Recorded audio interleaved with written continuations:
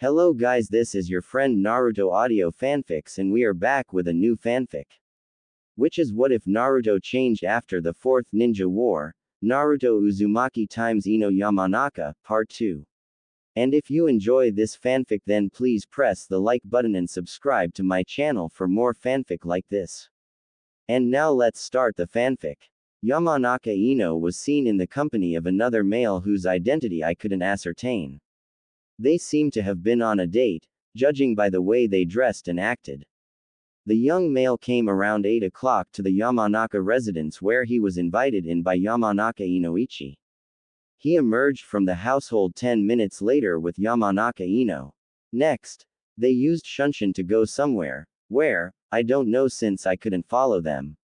I stayed there for the night and saw them return together, sir.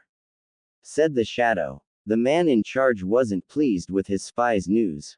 His target, Yamanaka Ino, his future wife, is seeing someone else, complicating things even further than they were. No, the man was definitely not pleased with this information. This certainly complicates things. But no matter, the plans will just have to be altered a bit. Maybe we can use this unknown man to our benefit. Mused the man who could barely contain his anger at the news. What are my orders, sir? Asked the shadow who was waiting patiently for his master. You are to cease observing the Yamanaka residence. I have a mission for you. Whoever this intruder is, he is probably a ninja. Yamanaka Ino wouldn't go out with a weakling, a normal civilian, that much I know. If by some off chance he decides to interfere with my plans, we will need more muscle. Said the man in a professional tone. I see. What shall you have me do, sir? Asked the shadow. The spy was no fool. He was great at staying hidden, but an all-out fight against a ninja would be suicide for him. You are to contact any mercenary ninja you can find. Offer them whatever they want in exchange for their services. You have by the end of the week. My plan starts then. Understood? Ordered the leader. Understood, sir. But if I may be so bold, why are you so interested in the young Yamanaka? Asked the spy carefully, not wanting to anger the more powerful man. Fair question, but believe you can be trusted with this information. You know what will happen to you if you betray my trust. Said the leader in a dangerous tone. The spy nodded, fully aware what would happen to him if he betrayed his master. You see, my family was once very powerful and rich. We were one of the leading merchant families in the Fire Nation. We had ties with the daimyo himself, so powerful were we. It all went downhill when my father was in charge of our family. You see, he was searching for a wife, but not just any wife. No, my father was a very picky man. He wouldn't marry an ordinary woman no matter how beautiful she might be. Described the man. The man paused. He seemed deep in thought, probably remembering something. He continued after this short break. And he found her, right here in Konoha. He told me that she was his chosen one, his leading lady. He said that it wasn't her beauty that captured his attention, even though she was supposed to be one of the most beautiful women in Konoha at that time. No, it was her temper. She wasn't like any other women, she talked back, fought back. She even refused my father's offer to become his wife and embarrassed him in front of her friends, and I think that was the deciding thing for my father. No one refused my father, no one. Even the daimyo of the Fire Nation would think twice before refusing my father. Boasted the now grinning man, clearly proud of his family and father. My father used all his tricks to try and persuade this woman. But there was one problem. Not many people knew this, but this woman was already engaged, and to the 4th Hokage no less. Everything about their engagement was kept quiet, fearing the 4th Hokage's enemies. My father used a lot of money to procure this information. I found out through his journal he kept. Everyone knew who the 4th was, someone not to be trifled with, as he demonstrated in the 3rd Shinobi War. But my father didn't back down. He tried everything to win her over, but nothing worked. In one last desperate attempt, he kidnapped her. He hired a bunch of missing ninjas and ordered them to kidnap her. Yes, so great was his obsession with this woman. He would go so far as to abduct her. And that's when everything collapsed on my father, explained the man. What happened, if I may ask? Said the spy. The fourth Hokage happened, that's what happened. My father found out why he was considered the strongest man alive. He tracked the ninjas back to my father's estate where he proceeded to rescue his fiancée and kill all the bodyguards and ninjas.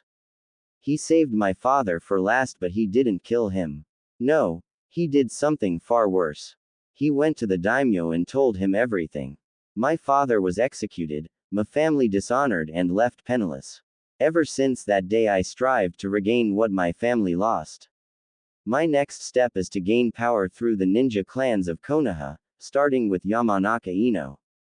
Finished the leader. Sir, what was the woman's name? Asked the spy, fascinated by his story. There was a short pause. No sound could be heard from the man. The spy thought he wouldn't answer, but he was rewarded with when the leader spoke. Uzumaki Kashina, said the man with unrestrained malice directed towards the woman's name. He stepped out of the shadow and you could see a visage of a man in his 30s, about 6 feet 2, and looked quite intimidating with his muscular body. This man took his training seriously. The spy wasn't familiar with the woman's name, he knew only one Uzumaki but not personally. He decided he heard enough and excused himself and left to finish his mission. The man was left alone in the room contemplating his next move. Soon, Yamanaka Ino, soon you will be mine and Konoha and the rest of the country will follow. Said the man with an evil grin. Yamanaka residence. First rays of light were penetrating through Ino's window. This was Ino's sign for her to wake up. And such a shame, she was having such a pleasant dream about her blonde knucklehead. She wished she could stay in that dream for a while longer, but the sun wouldn't relent. She grudgingly opened her eyes and was immediately assaulted with sudden pain from her eyes trying to adjust to the light. She rubbed her eyes for a couple of seconds trying to clear the sleepiness from her body. She yawned and stood up and stretched her body. She could feel and hear her joints pop back into place from a well-deserved sleep. Oh, that felt good, thought Ino on the stretching part. She did her usually morning routine, showering, combing her hair and the rest of the things that needed to be done. After she was finished with that, she went downstairs to make herself some breakfast. When she came downstairs, she saw her parents already up, unsurprisingly. They always were early risers. Hello, sweetheart. Sleep well? Asked Honora, Ino's mom. Ino nodded, still half asleep. Inoichi asked a question that was keeping him up all night. How was your date with Naruto last night? He didn't try anything, did he? Asked Inoichi, who was already preparing to go and murder Naruto if he did anything inappropriate with his daughter. Relax, daddy, he didn't do anything. He was a perfect gentleman all night. He took me to his favorite place, on top of Yondaimi's head. Said Ino dreamily, remembering where she was last night. Honora smiled at Ino's expression. Her date must have been fantastic, thought Honora. Inoichi also smiled, but for a different reason. He also noticed her daughter's expression, but he was focused on something else. Huh, how fitting. His favorite place is on his father's head, mused Inoichi in his mind. Ino continued to tell her parents all about her date last night, but left out Naruto's secret, not wanting to betray Naruto's trust he placed in her. At the end of Ino's recollection, there were different reactions to her story. Ino was playing the date over and over again in her mind and was sighing dreamily. Inoichi smiled at his daughter's happiness and noted to himself to thank Naruto later for taking good care of his daughter. While Honora had a very different reaction to her story.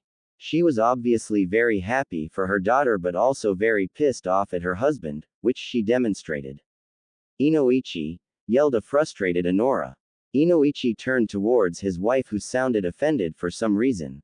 He didn't like that voice. There is always pain involved whenever that voice surfaces. How come you didn't prepare such a romantic date for me, huh?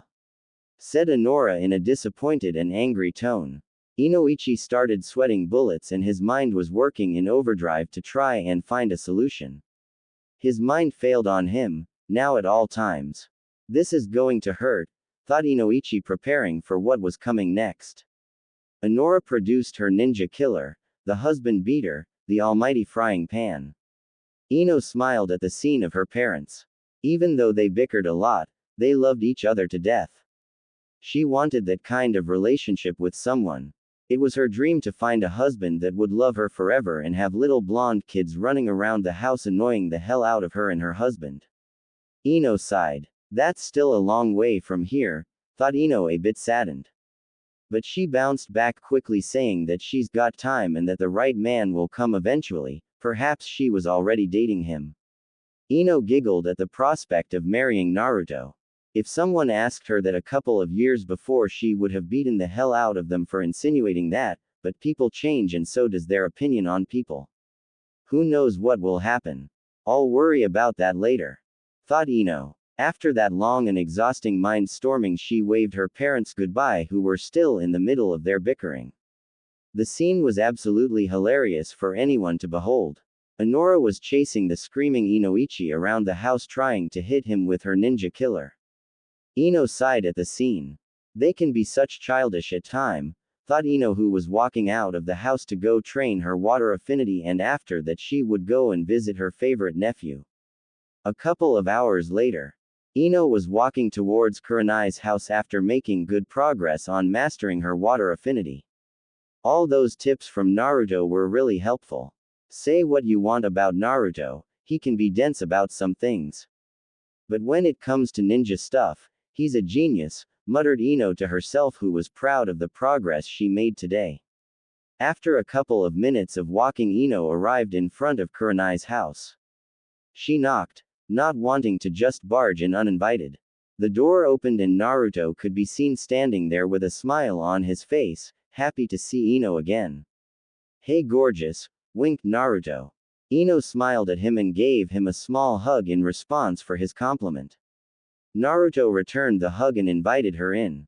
Ino realized that she wanted to ask Naruto something before he distracted her with his compliment. What are you doing here, Naruto? Not that I mind, or anything. I just thought you would have other things to do in the morning, asked Ino. Oh, Ino doesn't want me near her. I'm hurt, teased Naruto. Ino smacked him on the arm and muttered idiot in a playful manner. Naruto laughed and told her that he and Kakashi were training together earlier. Kakashi invited him to come along to Kurenai and he accepted, not having any plans in the morning. Naruto, Ino walked into the living room where Kakashi was reading a story to Asuma while Kurenai was sitting in the chair watching them with a content smile. Ino saw this smile and remembered that she wanted to talk to Kurenai about Kakashi. Kakashi noticed Ino and said hello to her but didn't let that distract him from his reading. Naruto, I'm going to talk to Kurenai about something, okay? Said Ino. Naruto nodded and went to join Kakashi and help him with the story reading by using funny mimicry which elicited a laughter from little Asuma. Kurenai nodded at Ino's request and they went to the kitchen where they could talk in peace.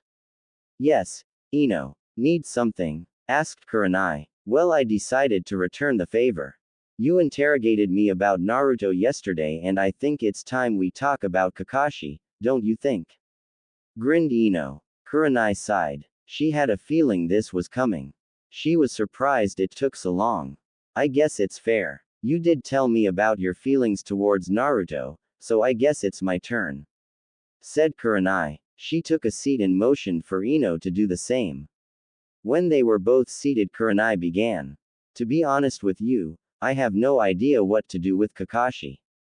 He is so different from before, or I just didn't know the real him. After the war he changed, or at least showed his other side to me. He was by my side through the whole pregnancy and birth and the months after that. He became my confidant, my closest friend. He helped me with Asuma, guided me. Without him I would be lost. I had no idea what to do with a baby, it was frustrating for me. I mean, what kind of mother can't take care of her own child? But Kakashi was there, said Kurenai a bit sadly towards the end but smiled after that Kakashi remark. He was there every step of the way. He brought me books to read about being a single mother. He even read some things about babies himself. At times I didn't feel like a single mother, you know.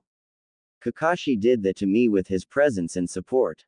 Said Kurenai, happy to have Kakashi by her side. Ino smiled at their history. They sounded like a real family.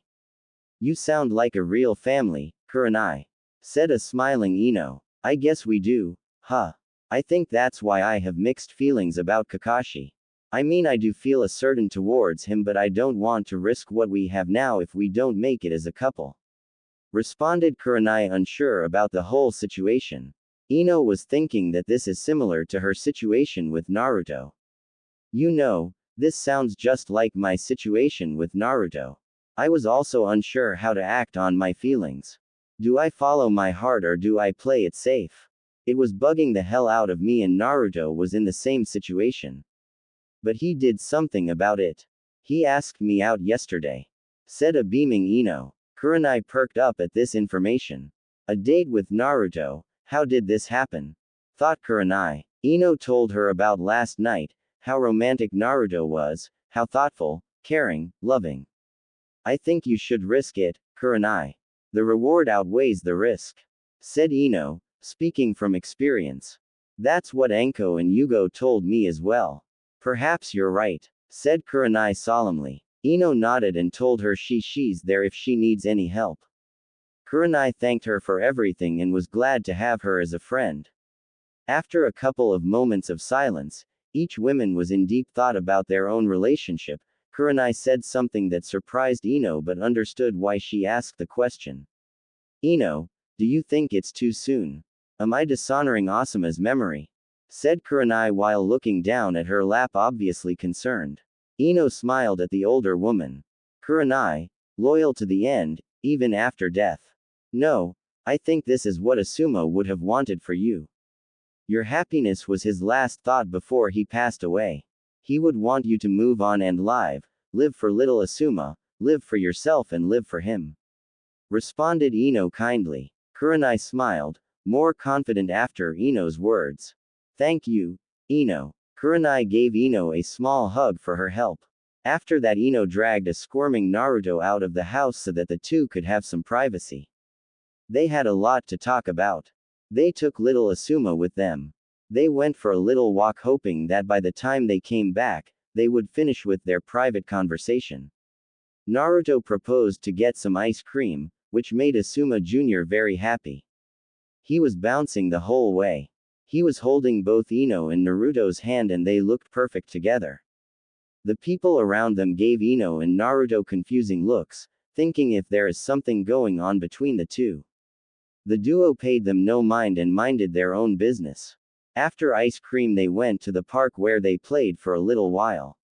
They took turns on the swing, each laughing and having the time of their lives. After an hour so they turned back towards the house. When they arrived in the living room, they could see the couple sitting on the couch, Kurenai leaning against Kakashi's shoulder and watching TV. Both Ino and Naruto smiled at their friends, happy that they decided to take the next step. They hoped everything turns out fine. Naruto and Ino excused themselves and left the family alone. Outside the house, Naruto asked Ino if she wanted to meet up tonight for a simple walk around Konoha. Nothing special, just some casual conversation to get to know each other better and maybe to gossip a little. Ino accepted and kissed him on cheek, making Naruto blush, who wasn't used to this kind of closeness. Ino laughed at his bewildered look and teased him a bit but said her goodbyes and went on her way while telling Naruto to pick her up at 9. Ino and the girls gather every other day so that they don't lose touch with each other. With all the things that are going in their lives, it can happen pretty easily, so they agreed to meet every other day to just sit down, have a drink and just tell each other what they have been up to in the meantime. Naruto looked at Ino's retreating back and contemplated his next move. Naruto wanted to do something for a while now but didn't have the time to do it. Something's been bugging him ever since he came back and was reminded of it constantly. He needed to climb in rank. He was sick of being a genin. He achieved what most Junin wouldn't even dream of achieving. He deserves to get a promotion and he would get one way or another. While he was walking towards the tower, he saw someone he had unfinished business to discuss. He saw Hinata and Kiba walking down the street, with Kiba vividly describing something to Hinata and she shyly laughed at his storytelling. Naruto smiled at the couple, happy for the two to have found each other. Hinata deserved to be happy after what he did to her.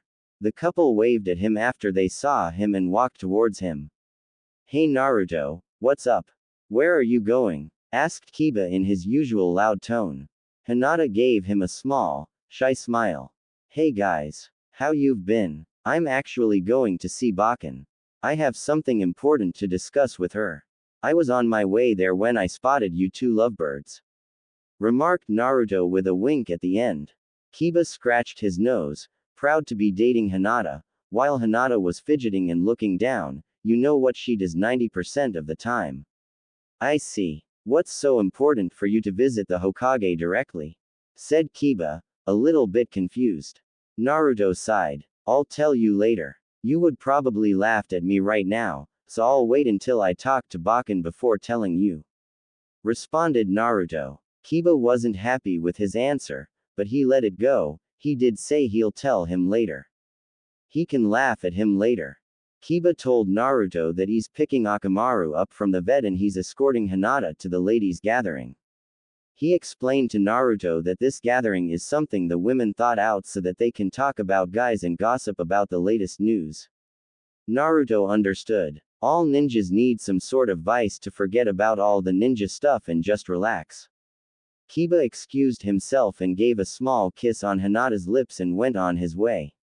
That just left Naruto and Hinata alone on the street. It's now or never, thought Naruto. "Hinata, can I talk to you for a bit?" asked Naruto. Hinata nodded and they took a seat at the nearby bench. They just sat there for a while in an awkward silence, both not wanting to start the conversation. Naruto eventually mustered enough courage to begin. "I wanted to talk to you about what happened during Pain's attack," said Naruto a bit nervously. Hinata nodded. She knew this conversation would come eventually. Naruto took her nod as a sign to continue. "It's about what you said when you came to my rescue. I realize I've been unfair to you. I could have talked to you about it after the invasion, but I couldn't. I didn't want to break your heart. My heart belonged to Sakura-chan and I didn't want to reject you. You have always been there for me, rooting for me from the background. I've just been too blind to realize that. What I meant to say is that I'm sorry and thank you for always believing in me and sticking with me even though I didn't return your feelings," spoke Naruto from his heart. Hinata took some time to process everything. This was on her mind for a while now. She wanted to know why Naruto ignored even after she confessed her love to him. She wanted to at least get her answer to her question. Does he love me back? Well, she got it now.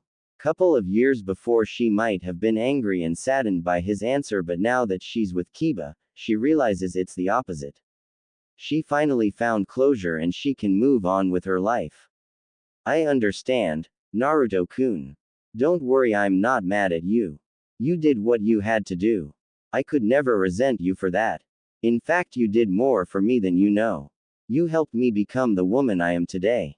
I looked up at you when I was younger. You were my source of strength, you gave me confidence. You believed in me when I didn't believe in myself, and for that I am grateful. I admit I was feeling down when you didn't talk to me after that event, but then Kiba came. He was there for me when I needed him. It was he who helped me get over you and I couldn't help but to fall in love with him. He became my everything," announced Hinata with confidence she normally didn't have. Naruto smiled and thanked her and said if she needed anything he will be there for her. She thanked him. He wished the couple good luck and hoped that they find happiness in each other. With that they each went their own way, Hinata to the gathering, while Naruto continued his trek towards the Hokage Tower. He used his usual means of entering the building, the window. Tsunade wasn't happy with his entrance and showed by throwing the stapler at him. Naruto shrugged at her aggressive response to his entrance. He knew she didn't mean it. This was her way of showing she cared for him. He decided to just say what he wanted to say and hope for the best. "Bakken, I want a promotion. I've been genin for 6 years now and frankly I'm tired of it. I refuse to stay a genin for a minute longer and I'm not leaving this office until you promise I'll get a promotion," said Naruto in a commanding tone. He expected Tsunade to react violently towards him, for demanding a promotion from her. Or at least to have a long heated discussion with him, which would end with him being thrown towards the village's gates or something like that. He definitely didn't expect this sort of reaction. Tsunade took out some file and took her stamp from her drawer and stamped and checked over for any mistakes. After checking it, she gave it to Naruto and said, "Congratulations. I hereby promote Genin Uzumaki Naruto to Junin," said Tsunade with a smile on her face, proud of her son. Naruto was flabbergasted. It couldn't be that easy to get a promotion. I mean, he came in the office and demanded to be promoted and she did it without a second thought. He decided to voice his confusion. "Just like that, I get promoted with a simple stamp on the paper. No screaming, yelling, hitting me or throwing me through the door or something like that," said Naruto. Tsunade shrugged. "If you ask me, your promotion has been long overdue. You should have been promoted as soon as you came back from your training trip. The only reason you weren't is because so much stuff was going on, which caused for your promotion to have slipped my mind. And you didn't mention anything, so the matter was left forgotten," answered Tsunade. He should be mad at her for forgetting about his promotion, but she was right. Back then things were hectic, with the whole Akatsuki, Orochimaru, Sasuke business. His promotion was the last thing on people's minds. Well, everything is okay now. He's a Junin, which means nobody can laugh at his rank. This will shut Kiba up, thought a proud Naruto. He gave his Bakken a hug and said he will go out and celebrate his promotion. And there is only place that comes to his mind, Ichiraku. He said his goodbyes to Tsunade and left in a shunshin, but not before he thanked her again. She just waved him off and told him to get out of here.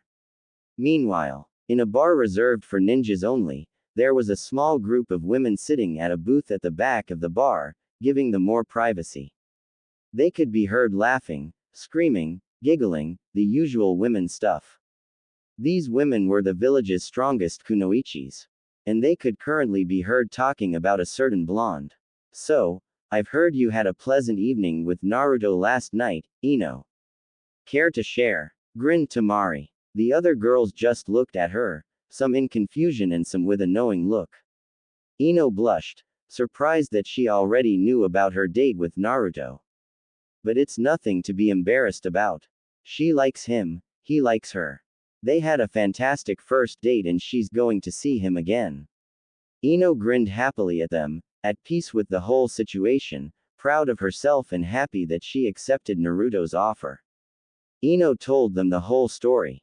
At the end of the story, some of the girls had tears in their eyes, some were jealous at the blonde for nagging such a thoughtful guy, and there was one who had a smile on her face. It was Hinata who had a smile on her face. It wasn't a bitter smile. No, it was a joyful smile. "Yeah, that sounds like Naruto-kun. He must really care about you to have gone through all that trouble just to make you smile," said Hinata without a stutter. Everyone was surprised at the exclamation and the fact that it came from Hinata no less. Ino smiled at her lavender friend, thankful that there is no resentment and no ill feelings between them. Hinata smiled back, understanding the message that conveyed the smile. Tamari decided to lighten the mood a bit. "Did you do it?" teased Tamari. Her statement caused Hinata to choke on her drinks. Others weren't faring better. Tenten had a massive blush on her face. Her face was as cherry as a tomato. Ino blushed, but not as much as Tenten, used to Tamari's teasing by now. She leveled a glare at her. "Of course we didn't. It was our first date. We're not ready. Our first time will be special and we'll do it when we're both ready," proclaimed Ino. Tamari snorted at Ino, saying she's a prude, which caused the two to start arguing again. The women just laughed at the two and proceeded to chat amongst themselves and wait for the two sisters to calm down. They did eventually, and they continued their discussion about men, their men specifically. Tamari wanted to know every detail of their lives and compare it to her own, which the other girls vehemently refused. Tamari said they'll buckle eventually and reveal how good their lovers are. She's got time. They talked about some normal things, about missions, about the war and about Ino's stalker. Ino told them that she still sees him from time to time and that she sees him occasionally in the hospital, lurking. He didn't make any move towards her, so far, so she just leaves him be. She can deal with him being around, as long as he doesn't try anything. If he crosses the boundary, then the gloves are off, civilian council and court be damned. The girls all volunteered to help when that time comes and Ino told them they will be the first to know. After that they decided to call it a day and went about their own business and promising to meet up again in a few days. Ino went home to prepare for her nightly walk with Naruto. Later on, Naruto picked her up for their casual walk. They were both dressed more casually, nothing too fancy, they dressed for comfort and not for turning heads. But that doesn't mean that Naruto thought Ino wasn't beautiful. Far from it, actually, as he demonstrated with all the compliments he gave her throughout the night, which made her blush every single time. Naruto told her about his promotion, which prompted Ino to give him a massive hug. Naruto was in a state of bliss when that happened. He could feel her womanly assets pressing against his chest and he loved the feeling, every single moment of it. He was a bit disappointed when she let go of him, but at least he still got the memory of the feeling. And that's how they spend their days for the rest of the week. Ino would train in the morning and sometimes Naruto would join her and help her. Then Ino would either work in the hospital or if she was free spend time with Kurenai and talk about girl stuff and about Kurenai and Kakashi's blooming relationship. In the afternoon Ino would continue to look for information regarding Naruto's heritage. She would visit Guy-sensei, which definitely wasn't a pleasant experience, and also Sai, which was very tough to get hold of because of his duties as the leader of the route.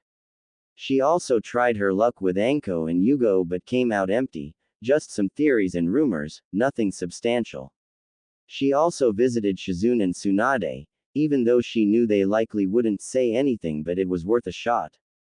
She would first ask each person that she visited if they knew anything about Naruto's mother and father. If they didn't know anything or didn't want to say anything, she would then ask them something about the Uzumakis and about Uzumaki Kushina specifically. At the end of her quest she managed to procure quite a lot of information, but it was still not enough. She found out in the library, which Tsunade recommended to her, that the Uzumakis were once a very respected and powerful clan but were destroyed in the Second Shinobi War and the survivors scattered around the world. She also found out from Guy that Uzumaki Kushina was a very youthful person, shudders, and had a temper that matched a demon's. She also found out that she had red hair, which was pretty common among the Uzumakis. She surmised that Naruto must have inherited his hair from his father and not mother, since his are blonde and not the red which they were known for. Sai didn't know anything about the Uzumakis or Kushina for that matter, but Ino had a feeling Sai knew more than he let on. She checked her mental list of what she knew about Naruto's mother. She didn't focus on Naruto's father since his father was a complete unknown, nobody knew anything about him. Kakashi said that Naruto's mother had red hair and was from a prominent clan. Both of these things match what she knew about Uzumaki Kushina. He also said that she was from a different village. Ino didn't know if Kushina was born here or somewhere else, so she dismissed this information from Kakashi. Since everything about Kushina is classified, this information isn't likely to be discovered. Everything so far pointed to Uzumaki Kushina, but Ino still had doubts about the whole situation. She'll take her chances with Uzumaki Kushina and hope for the best. Hopefully Naruto will tell her the truth and fill in the blanks. It was the final day of the bet. Ino had a morning shift in the hospital. After that she will find Naruto and confront him, and hopefully everything will turn out great for her. Ino sighed. She was tired. These morning shifts always take a lot out of her. It's bad enough she's in charge of the whole psychiatric wing, now she's got new recruits coming in and they are all greenhorns and need to be properly mentored. That's where she comes in. And she hates it. Sometimes she wishes just to resign and live a normal ninja life, take a mission, complete it and go home to your family. But life is never that simple. There is good news, though. With her shift over, this means she gets to confront Naruto now and hopefully learn about his parents. She picked up her pace towards the exit. She was walking towards the exit when she heard the receptionist call her name. Miss Yamanaka, called the receptionist. Ino made her way over there, wondering what she wanted. Can't she see that she's in a hurry? Yes. Can I help you? Questioned Ino, who was constantly looking towards the exit, hoping that this conversation will be short. Receptionist picked something from the floor, a package of some sort, neatly wrapped in paper. These just came in for you by anonymous sender. There is a note attached, though, said the receptionist politely. Oh, thank you. Did you see the guy who brought them? Said Ino while taking the package from the receptionist. The young girl behind the counter shook her head negatively. No, well, not exactly. It was a delivery boy from one of the local companies. He didn't say who sent them, he was just told to bring them here. Answered the girl. I see, thank you. If anything comes up, let me know. Bye, said Ino, who continued on her way. She stopped at a nearby bench and looked at the package. It reminded her of flowers, but she wasn't certain. Her ninja sense kicked in and inspected the package for any traps. Satisfied that there are none, she carefully opened the package. She was right, they were flowers. Purple irises, to be exact. Only one name came to her mind. Naruto. It must be him, only he buys me my favorite flowers. Thought Ino. A note fell off the flowers and Ino picked it up. It said, meet me at Konoha Lake at 11 a.m. Your mystery blonde. Ino smiled at the letter and at Naruto's gesture. Well, at least I don't have to find him, thought Ino, who started walking towards Konoha Lake, flowers in her hand. She arrived at the lake a couple of minutes earlier than it said on the letter. The lake was empty, no one was around, which was odd. He better not be thinking about pranking me, thought Ino, who was scanning her surroundings. Seeing no one, she sat down and looked at the purple flowers in her hands. She took a whiff of their scent and she remembered why she loved them so much. The scent was addicting, so alluring, so fresh. She was too engrossed in her thoughts that she didn't notice figures moving around her, surrounding her. By the time she did, it was too late. Laughter erupted from around her. Ino sprang on her feet, flowers forgotten, assuming her battle stance, ready for anything. Who's there? Yelled a serious Ino. My, so feisty. Have you forgotten me already? I'm hurt, said the voice in a fake hurt tone. The figure emerged from the forest surrounded by what seemed ninja bodyguards. 2 on his left, 2 on his right and 8 ninjas behind him, ready to do their master's bidding. The 4 ninjas surrounding the man on both sides dressed similarly and had the same symbol on their jackets, indicating they were part of the same group. They seemed to be independent ninjas and not missing ninjas. The others had different clothes and looked young, very young. Probably some inexperienced ninjas who didn't make the cut in their own villages. You, yelled a surprised and disgusted Ino. What do you want, bastard? I told you, I'm not interested in you, get that into your thick ugly skull. Remarked Ino, who narrowed her gaze at the taller man and was paying attention to any movement made around her. Bastard is such an ugly word. I preferred being called Ruga. I think you'll change your mind after you hear me out, said Ruga while grinning, obviously confident in his plan. Ino snorted. I doubt that. Whatever you say won't convince to marry a scumbag like you.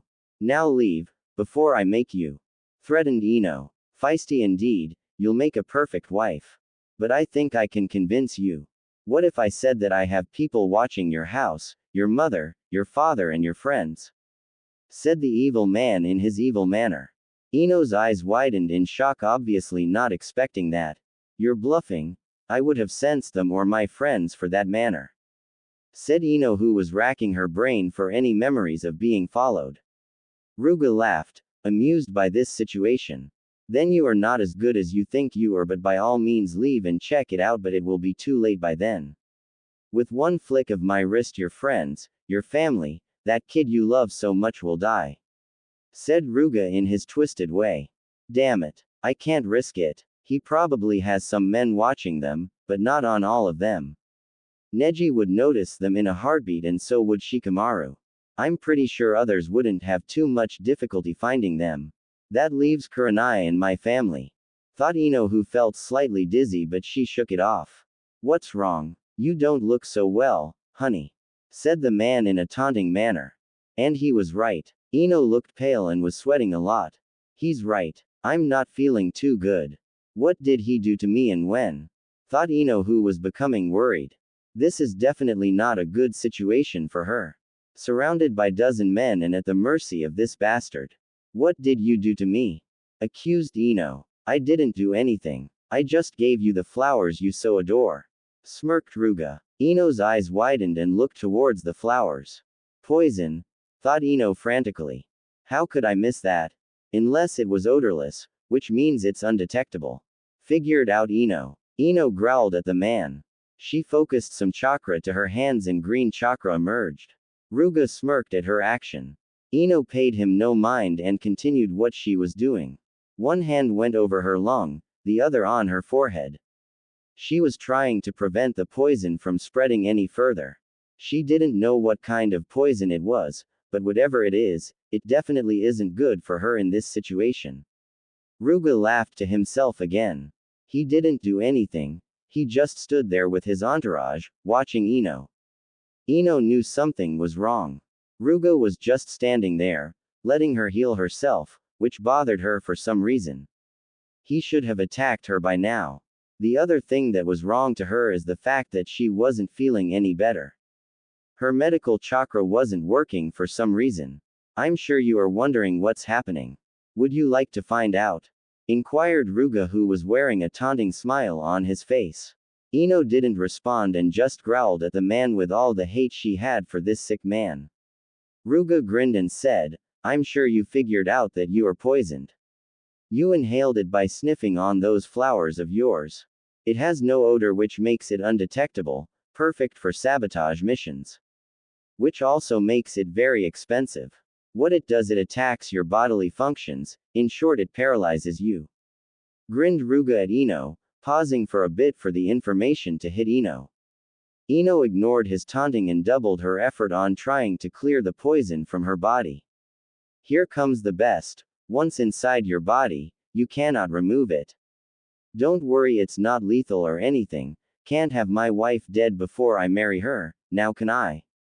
It will leave your body on your own in an hour or so, which gives me plenty of time to make you mine. A demented smile could be seen on Ruga, already tasting the victory. Ino refused to give up.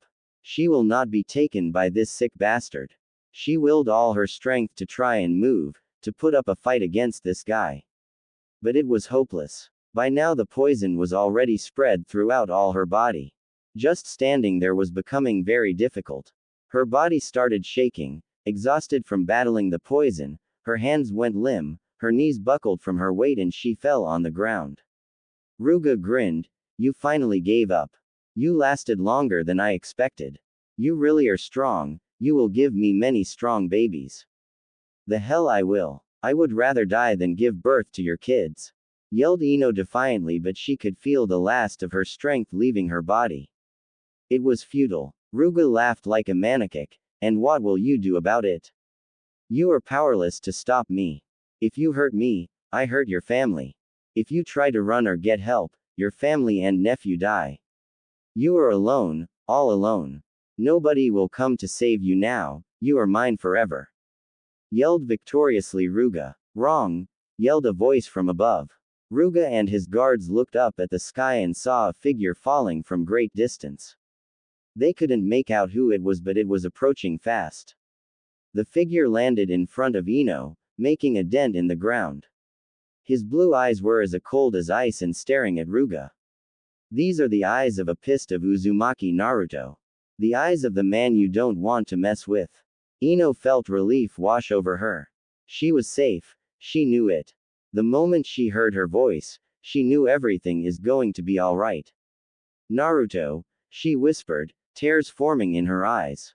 Naruto was by her side in a heartbeat, holding her, preventing her from falling. It's okay now, Ino. You are safe. He can't hurt you anymore, said Naruto, filling Ino with hope, and happy tears started escaping from her eyes. It looks like I can't do anything right, huh? Everything I do, I need to be rescued, I'm so weak, said Ino, who felt ashamed to be in this situation. Naruto silenced her by placing a loving kiss on her lips. Ino was stunned by his actions momentarily, but she returned the kiss, loving the feeling, loving the sense of love and security it brought on her. Naruto parted his lips from her and smiled at her. You are definitely not weak, trust me, I felt your monstrous power, said Naruto teasingly. Even in this situation, Ino couldn't say anything, she just giggled at his joke, momentarily forgetting about the people around her, boring a hole through her and Naruto. They were interrupted by a yell from Ruga. Hey you! Get away from my wife! Yelled Ruga. Naruto turned towards him, but not before giving Ino a kiss on the lips and telling her that everything is going to be okay. Ino smiled at him fondly and told him to kick some. Naruto set his sight on the man that was responsible for all of this. The four guards, who were the strongest of the group, standing beside him, flinched when they saw Naruto's face. The moment they saw Naruto's face, they knew this plan was doomed to fail. The apparent leader of these mercenary ninjas recognized the intruder. Who wouldn't recognize him? This was the man that changed the ninja world. How the hell did I get in this situation? Thought the frantic ninja. His three companions weren't faring any better. They were all scared shitless. They heard stories about this man. It is said that he fought against the Bijus and the mastermind behind the war and came out victorious. His speed is said to be on the same level of that of the fourth Hokage and many other unbelievable things. The leader turned towards the client. You idiot. You didn't tell us the hero of elemental nations is going to be here. Do you realize the situation you are in, huh? Do you? Yelled the leader of the ninjas, anger and fear evident in his voice. Ruga ignored his comment about the man, not fully aware in what kind of danger he is. It's just one man, you coward. What can one man do against a dozen? Said Ruga, still thinking he's got everything under control. You idiot. Don't you recognize him? This is the man who brought victory to the Alliance 2 years ago. This is the man that defeated the tailed beasts. This is the man that defeated both Uchiha Madara and Uchiha Sasuke in combat. This is Uzumaki Naruto, declared the ninja leader. Recognition flashed through Ruga's eyes. Uzumaki ran through his mind. The name that ruined his life. The leader of the ninjas growled at his client and turned towards Naruto, who was standing there calmly, waiting to see what will happen. The ninja bowed his head and said, My deepest apologies, Lord Uzumaki. I was not aware that you were involved in this guy's plan. Had I known that I was targeting your friend, I would have declined immediately. Please accept my apology and allow us to leave peacefully, said the ninja in a polite and diplomatic manner. His three partners did the same and bowed their heads in apology. Naruto nodded at them. No harm done. Just leave and don't come back, responded Naruto, while smiling in his head, happy that he won't have to kill them. Killing was never his thing. He tried to avoid killing as much as possible. The four ninjas nodded back and turned to leave the clearing as soon as possible.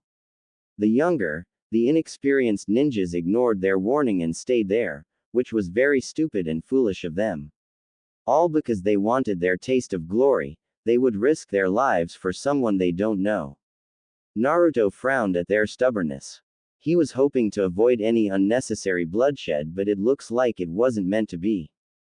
Finally, after several moments of just standing there, his fist clenched and shaking uncontrollably, Ruga spoke. Uzumaki, how dare you show your face to me after everything you've done to my family?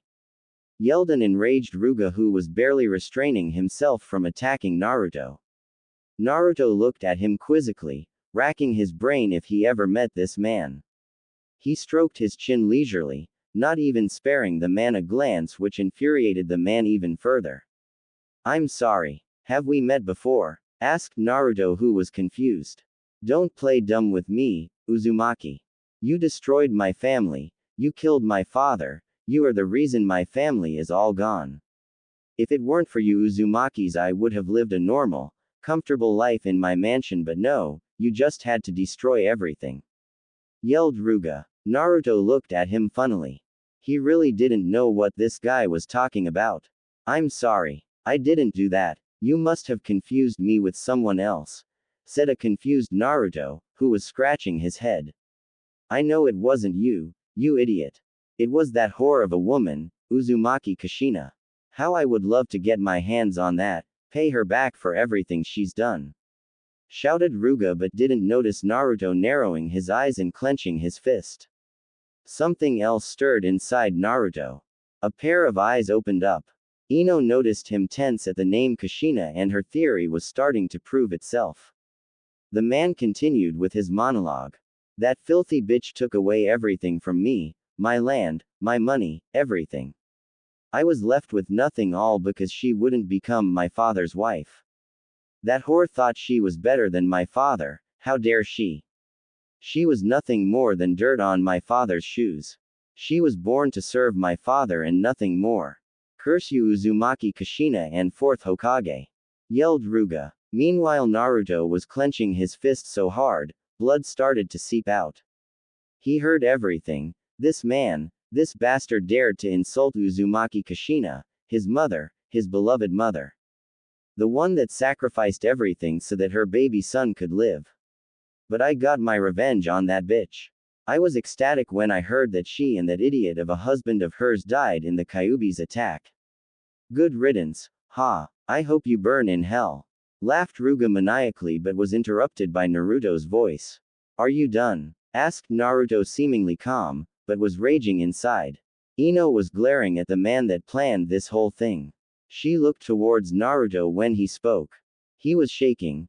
Blood was flowing out of his hands. He was angry, no, pissed. "Naruto," whispered Ino. Ruga stopped laughing to look at Naruto. His eyes were hidden by his hair. He was tense and he was shaking.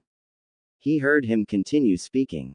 Naruto didn't hear Ino's voice and continued, "You poisoned Ino. You tried to kidnap her. You tried to force yourself on her. You threatened her friend, my friends. You threatened her family, but worst of all, you insulted Uzumaki Kushina and Minato Namikaze." He looked up and towards Ruga, his eyes slitted. The earth started to shake, cracks appeared in the ground, the birds were leaving the forest like they were afraid of something. Ruga was startled. He frantically looked around him, wondering what was happening. He looked towards Naruto, who was changing. Yellow chakra started to form around him. His whiskers became more defined. A chakra cloak formed behind him and weird markings appeared all over his body. Ruga flinched when he saw his eyes. He could swear he could see his own death playing in them. He started to breathe heavily, like something was suffocating him, something heavy and evil. Then it happened. Ruga blinked, but Naruto was already gone. He was in front of him, holding him by his collar and slowly lifting him in the air. Ruga's black eyes were looking into Naruto's slitted ones. Ruga could feel the power behind those eyes, staring at him, judging him. One thought ran through his mind, "What have I done? You dare insult my mother and father, you a low-life, dares to insult the greatest heroes this planet has ever seen.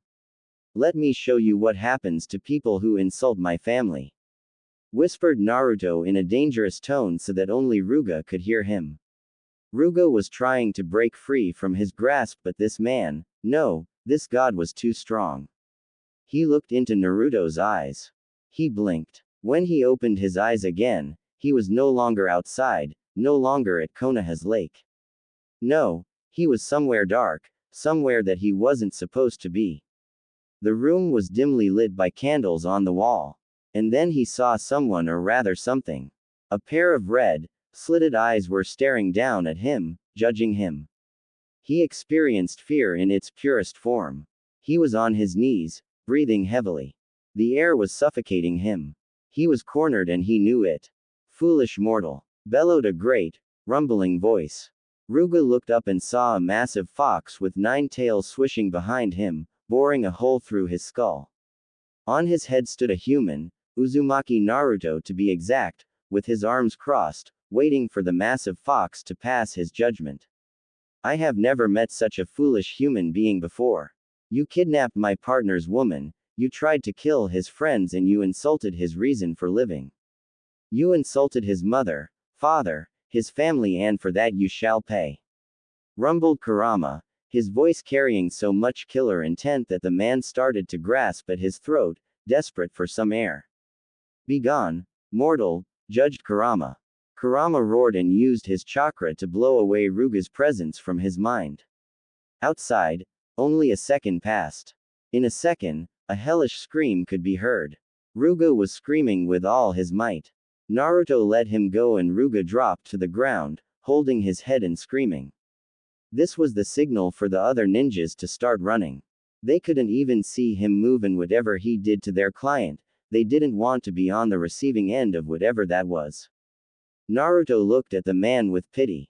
This man was the worst of the worst. If it weren't for Naruto, this man would have taken Ino and God knows what he would have done with her.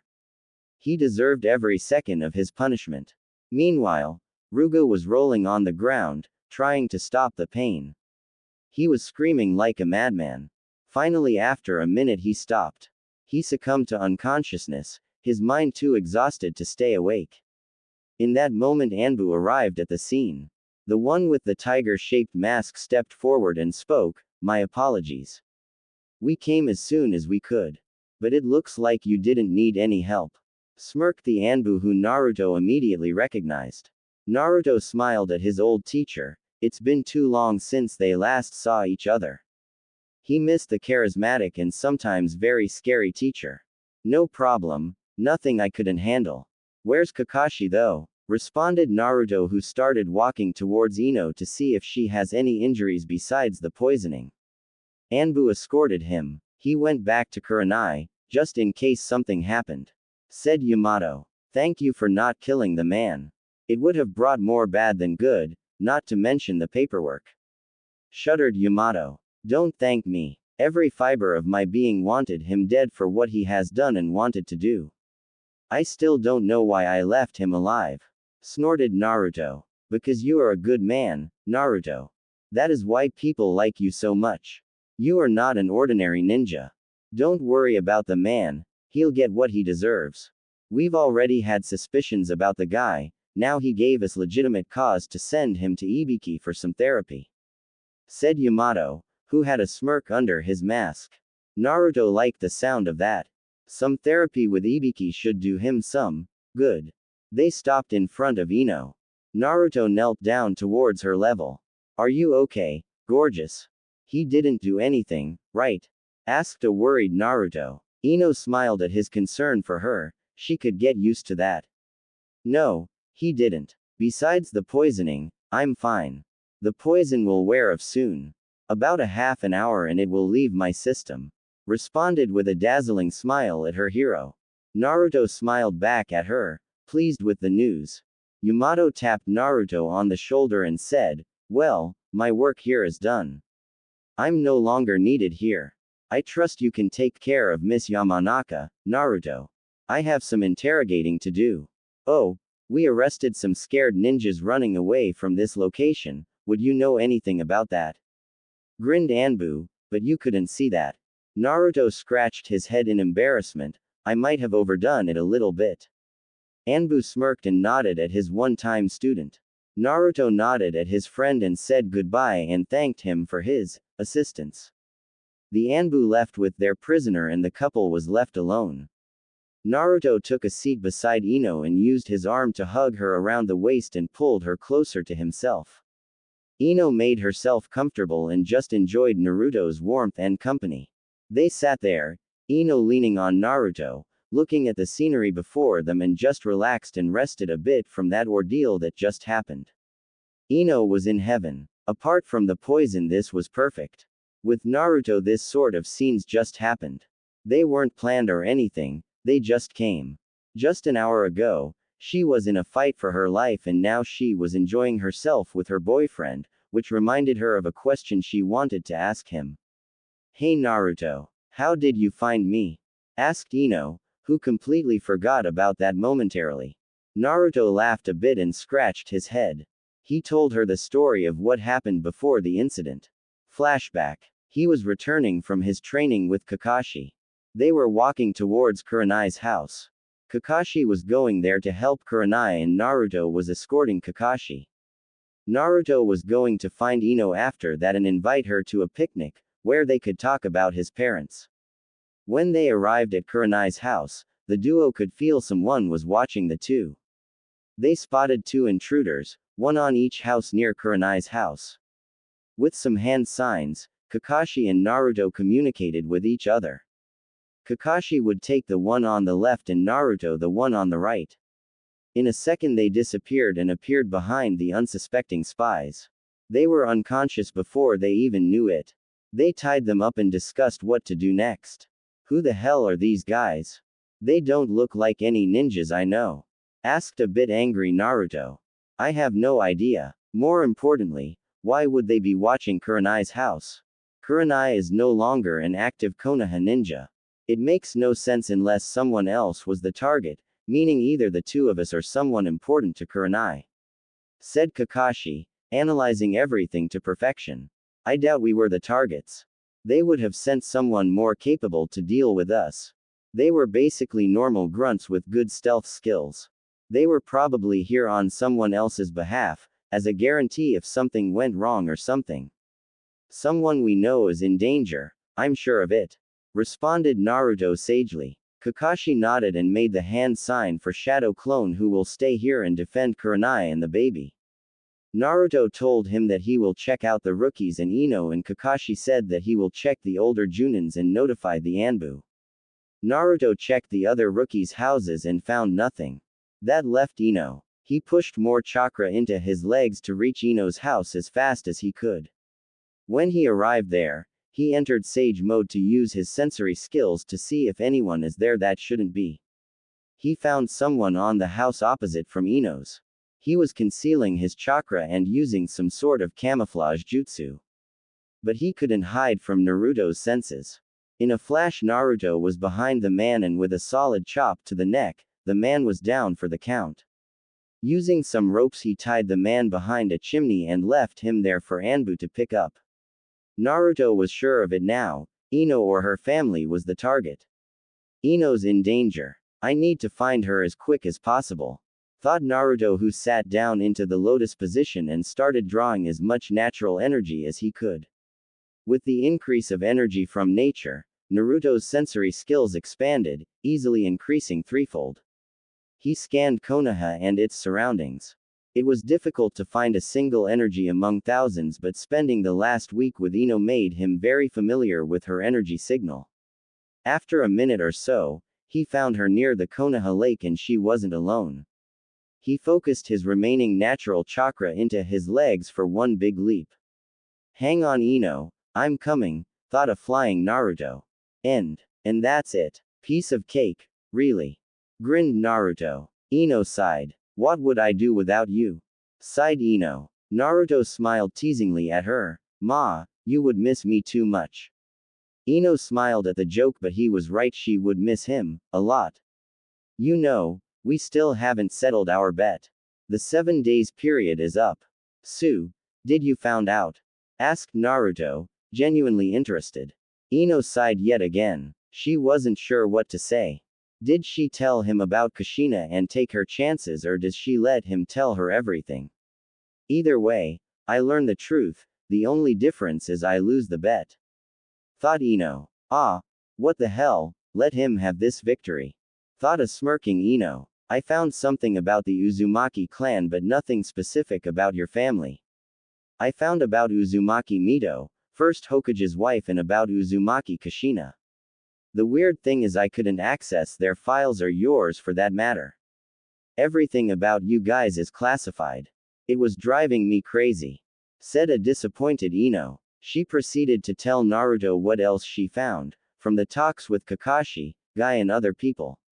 Naruto was impressed. She found a lot of information, she only needed that final piece to link everything together. He decided to end her suffering and tell her everything. Besides, he was going to tell her whether or not she found anything. If he can't tell his own girlfriend and possibly his love, then who can he tell? You know, I'm genuinely impressed.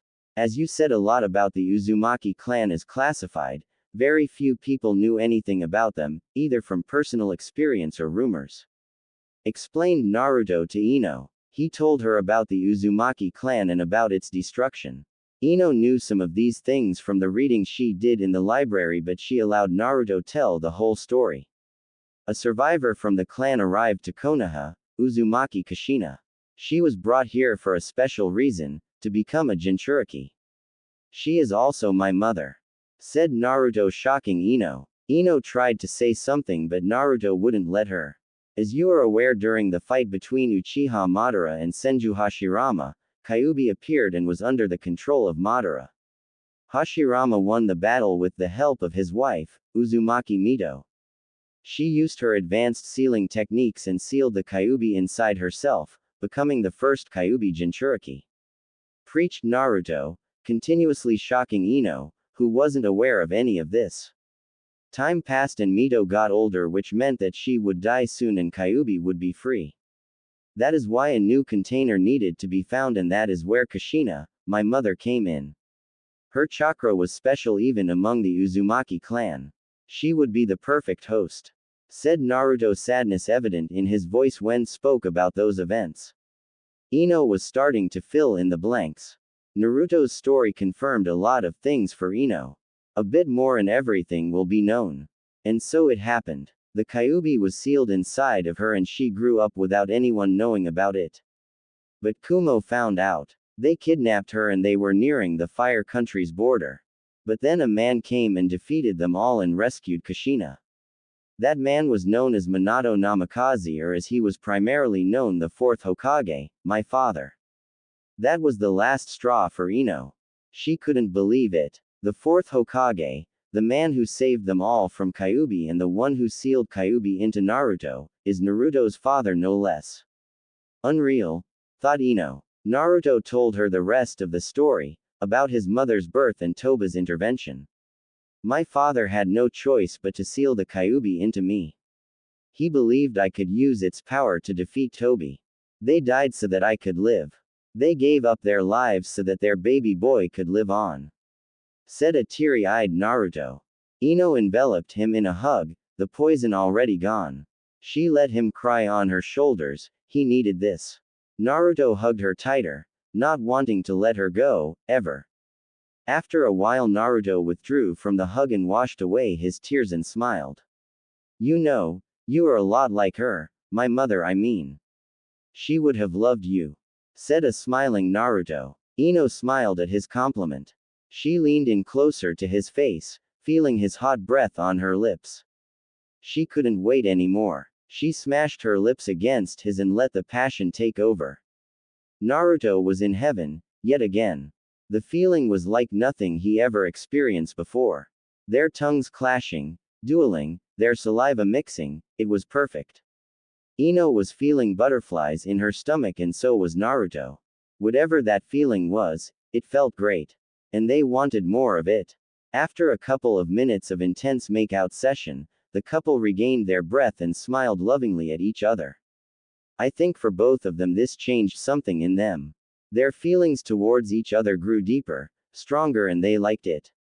Tell me about them, please, said Ino, who rested her head on his chest, listening to the sound of his heartbeat and waiting for him to continue. They spend the afternoon talking about Naruto's parents, their adventures, how were they like, and so on. Naruto looked down and saw Ino comfortably nested in his lap. He remembered his conversation with his mother. Naruto-kun, find a woman that will see you for who you are and that will make you the happiest person in the world. The woman that can bring out your true smile is the one for you, remember that, said Uzumaki Kushina in her brief encounter with her son. When Naruto looked at Ino, he saw a strong, beautiful woman. A woman that cares for him and makes him smile. Are you the one, Ino? Pondered Naruto while looking at the sky. I'm going to finish it here. Hope you like it and see you in a couple of days. It was a boring day for Ino. A day passed since that fiasco with her stalker. Everything turned out well, thanks to the local hero and her 1-week-old boyfriend Uzumaki Naruto, or should she say Uzumaki Namikaze Naruto.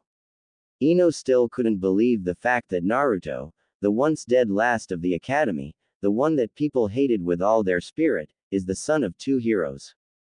Minato Namikaze, the fourth Hokage, was secretly married to Uzumaki Kushina, who was the Jinchuriki of the Kyuubi, and had a son with her. And that son was used for the sealing of the Kyuubi in which the couple lost their lives. Ino wondered what would have changed if people knew of Naruto's heritage. Would people have treated him differently? Would our friends have treated him differently in the past? Would I have treated him differently? Pondered Ino. She still remembers her childhood. She was a popular girl, always in the spotlight, always in the center of the attention. She had everything, she was the princess. On the other hand, there was Naruto, the village outcast and punching bag. He had nothing, no family, no friends, no place to call home. He was alone. And yet he survived despite all odds and achieved the impossible. He brought peace and stability to the land, and not once did he hold hatred for his village for what they did to him, what she did to him. Ino knew she wasn't the best of friends to Naruto. She knew he was alone but didn't bother with approaching him. She was a spoiled child. She didn't know the pain of loneliness, pain of betrayal. She didn't know how much it hurt Naruto every day to wake up alone, hungry and surrounded by hatred. Would I have treated him differently? Would I have befriended him? Pondered Ino while tending on the flowers in her family's shop. Would his life have been better if I had shown a minuscule of kindness to him? Went through Ino's mind. Ino sighed. Frankly, she still doesn't know what changed with her. If someone told her 5 or 6 years ago that she would be dating Uzumaki Naruto, she would strangle the person and feed them to the wolves. What changed? Thought Ino. Was it the war? Was it seeing the death of someone I cared about? Was it Sakura, Sasuke? What was it? Questioned Ino. This was bothering her for the past week, hell, the past 2 years. She would take care of Naruto's apartment, listen for any news of his return, she would pester Tsunade about any information regarding Naruto. And now, she spent the entire week searching for information about his heritage, and she's dating him for a week now. Why did she do all of this, you ask? The $1,000,000 question. I wish I knew, thought Ino. She was broken from her thoughts by the sound of the bell ringing, indicating that someone entered the shop. Hey Ino, waved Tamari. Ino smiled at her friend, happy to see her. People always wondered how the hell these two became friends, and so did they. Hey Tamari, what's up? Responded Ino with a friendly wave. Oh, nothing, I was in the neighborhood and wanted to ask you if you wanted to have lunch with me. Said Tamari, who was a bit bored today.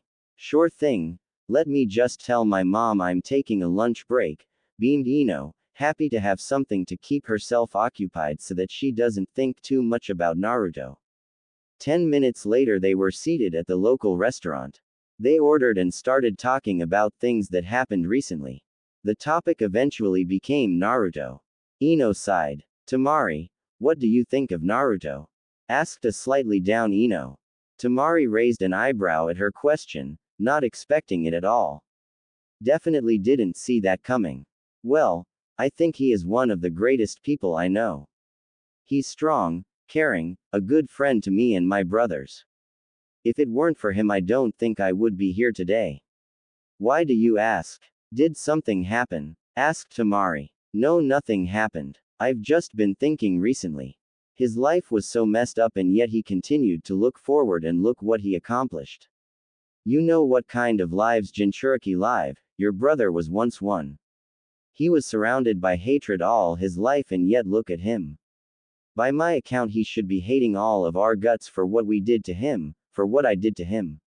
Said Ino sadly, not happy with what she did in the past. Tamari smiled sadly. She did know what Jinchurikis go through. To be honest with herself, if she was made one, she would hate everyone and everything, just like Gaara was before he met Naruto. I don't know how Naruto came to be as he is now, but I do know what kind of hardships Jinchurikis face in their lives. I was once in the same situation as you are now. I always wondered if I could have changed something by being a better sister to my brother. I still think that was my biggest mistake I made in my life. My brother was all alone and I was too scared to approach him," said Tamari, remembering her childhood. Ino was listening intently to what Tamari is saying. Maybe she can get her answer from her. After Gaara changed, I asked him if he hates me and Kankuro. He said no. He said that he understood our actions, or should I say inaction. But I still think he feels bitter about that whole thing, and I don't blame him. We treated him like a disease, a monster. Imagine how he felt every day and how Naruto felt every day. It must have been awful," said Tamari, a tear escaping her eyes. Ino had a sad look. They were in the same situation. Ino was never a good friend to Naruto. She ignored him for the majority of her life. He was nothing to her, a nobody.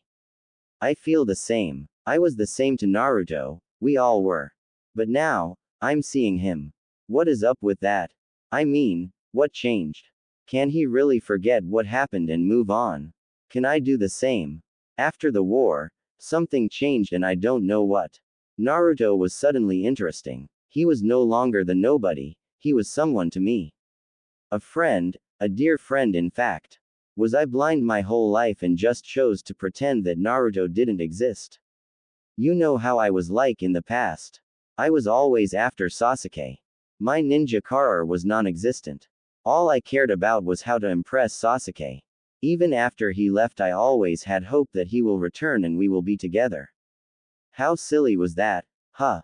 Said Ino, disgusted with her actions in the past. Tamari smiled at her friend. She really is beating herself up over this, thought Tamari. Yeah, I remember what you were like. You were weak, a princess, and a fangirl, remarked Tamari, which earned a scowl from Ino, who obviously doesn't like to be called that. But look at you now. You are one of the strongest kunoichis in the village, on the continent actually. You said what changed? You changed, Ino. We all did. We are no longer kids, we are grown-ups now. We are ninjas. We are the ones that will lead the next generation. Don't beat yourself up for what you did in the past. We were kids back then. We all had foolish fantasies back then, yours was Sasuke. Let the past stay in the past, Ino advised Tamari. Can I really do that?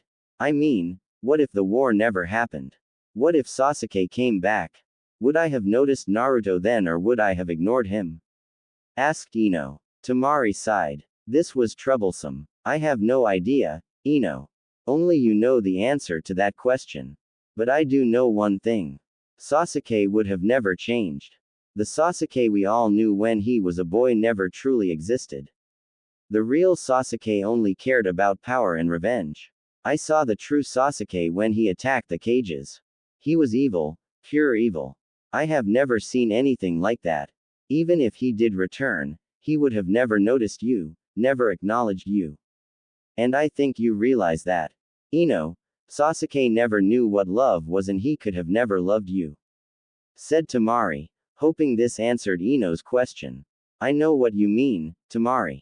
I saw what Sasuke became that day on the battlefield.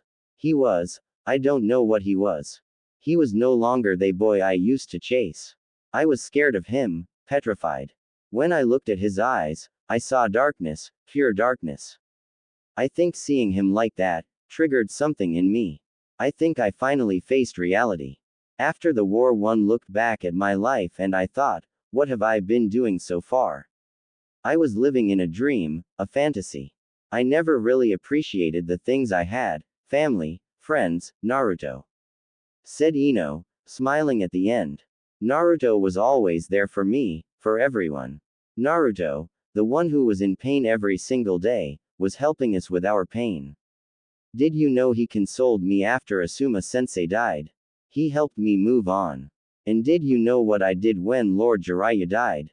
Nothing. Absolutely nothing. I left him to deal with the pain all by himself. I'm such an idiot, said Ino, holding her face with her hands and sobbing quietly. Tamari moved to sit next to her and placed a hand on her shoulder. Hey, it's okay, said Tamari, trying to help her friend. Ino shook her head. No, it's not okay.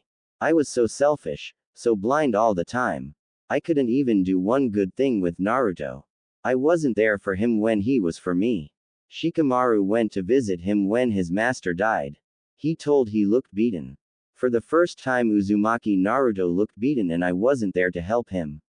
I'm the worst, said Ino still sobbing. That's not true. I'm sure Naruto would disagree with you.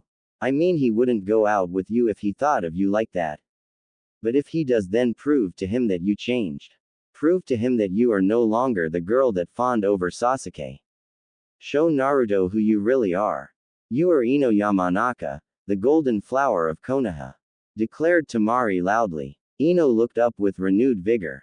Her friend was right. She has changed. And she will make up for her past mistakes. Ino hugged her friend tightly and thanked her from the bottom of her heart. You are a good friend, Temari. Thank you, said Ino happily. Temari grinned at her best friend. No problem. That's what friends are for. Now, go. Find Naruto and show him the real you, said Temari, pushing Ino out of the restaurant. Wait, I can't do it now. I still have work to do. I'll tell him after work, said Ino, who thankfully remembered that she has to go back to work or her mother would kill her. Temari sighed. Fine. Then tell him later. Just don't chicken out, you wuss. Teased Temari with a smile. Ino stuck out her tongue at Temari but started laughing after that. It was all good fun. After that little scuffle, she said her goodbyes and went back to the flower shop with a clearer head, thanks to Temari. Ichiraku. We can see a blonde figure devouring bowl after bowl of ramen while conversing with the owners of the stand. The owners were laughing at something the figure said.